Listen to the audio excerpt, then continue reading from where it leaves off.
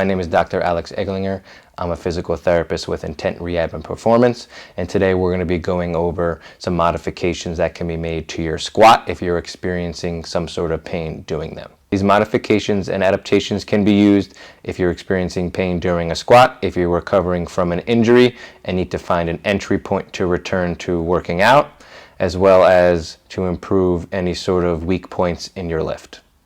Squatting after an injury, it's important to monitor your workload, right? Including your sets, your reps.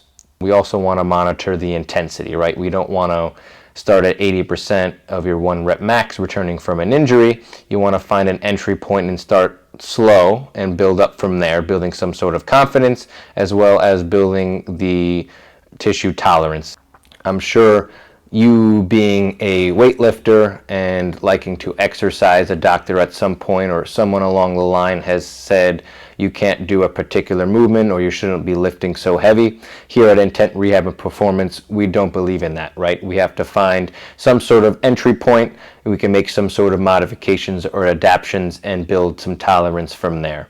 We don't like to avoid anything forever, especially if it's something that you love to participate. We may have to temporarily avoid some things and change the way we do things temporarily while the tissue heals and we build some tolerance.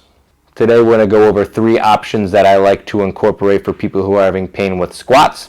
Those are going to be our heel elevated squats, our box squats, and our belt squats. We'll go over why each exercise can be implemented. Here we have Jillian performing the belt squat.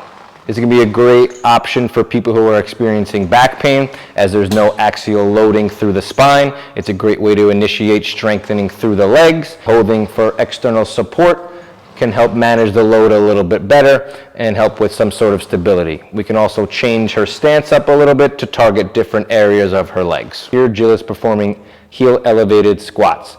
This is a great option for those experiencing any sort of posterior lower leg pain or recovering from any sort of injury to the Achilles. It's going to take the pressure off of those areas but allow you to squat a relatively normal pattern. You can modify the height of the heel depending on your goals and depending on what you can tolerate. So if you're having a lot of pain in the Achilles or you're recovering from Achilles repair, maybe a larger heel would do better. And if you're working your way back to a normal squat, you can lower the heel height as you return to your normal squat. A good option to increase the bias of the quads. Here we are performing a box squat. This is a great option to return to squatting. This box can be modified, the height can be changed. So if she's experiencing pain in larger ranges of motion, we can make the box a little bit higher. And it's a great way to find an entry point. We can start with a higher box and work our way down to a lower box as tolerated, allowing you to get some